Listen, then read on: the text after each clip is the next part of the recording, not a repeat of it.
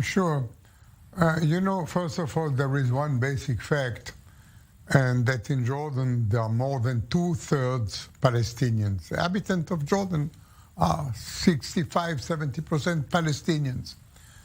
And there was a lot of pressure on the king, on the Jordanian government, to react to what they see as Israeli aggression on the Temple Mount, which is, of course, not correct.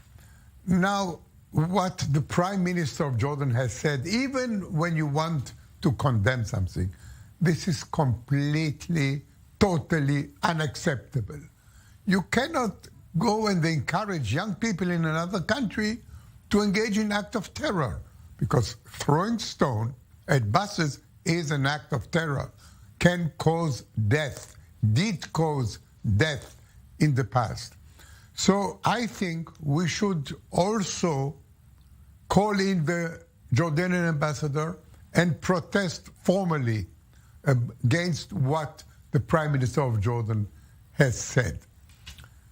This having been said, I see that Jordan is taking a central role here as responsible for the holy places in Jerusalem according to the peace agreement with Jordan, and is convening foreign ministers of countries friendly to Israel, like the Arab Emirates, Morocco, Bahrain, which Egypt. have all, by the way, also condemned Israel, perhaps in a more subtle way. And to your point, actually, about satisfying the opposition, I actually spoke with a Turkish foreign ministry official over the weekend after Erdogan's comments, also giving the same excuse: we need to satisfy the opposition. This is something that we just have to say. But the question is whether Israel should just accept all these harsh condemnations coming from countries who are on the surface having good relations with Israel. Turkey wants to mend ties with Israel at the same time, using, again, harsh rhetoric. Is this something that Israel should accept? Look, Guy, we have to try, by all means, to calm the situation in Jerusalem. It's difficult, easier said than done. But Jerusalem is a focus of attention of all the Arab and Muslim world.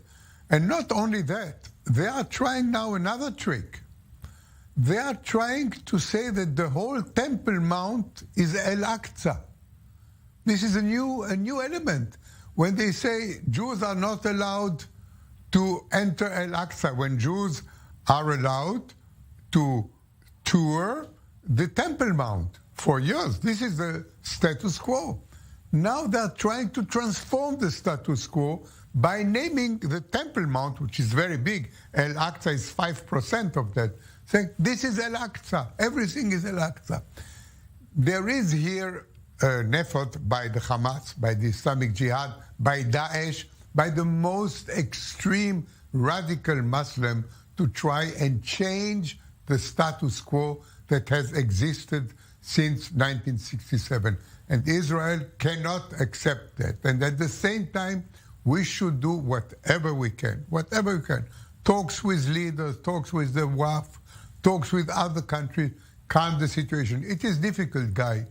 It's now Ramadan, it's now Pesach, it's Easter. I mean, everything converges in creating a very explosive situation. And together with that, we have to make the big effort to calm the situation down. Certainly a very complicated situation. We have just 1 minute to go. I want to talk to you about another person who spoke out against Israel, and that is Vladimir Putin, Russian president, speaking to President Abbas of the Palestinian Authority yesterday, using the opportunity to attack Israel, obviously after those comments from Yair Lapid. What do you make of that in that position? Just 1 minute. Putin is trying to teach us something here, that if we are considered as mediators, we should be careful in our statement. And I think it's a reaction to Yair Lapid's statement, which was very forceful against Russia. When we voted for the expulsion of Russia from the Human Rights Committee of the UN, it's okay to vote. You don't have to talk also about it. I think it was here also a little mistake of our foreign minister, who was carried away. It was enough if Israel voted to oust the Russia from the committee. You didn't have to make a speech about it. Former Israeli ambassador to France and Italy, Avi Pazner, thank you so much for your insight. Thank you very much, Guy.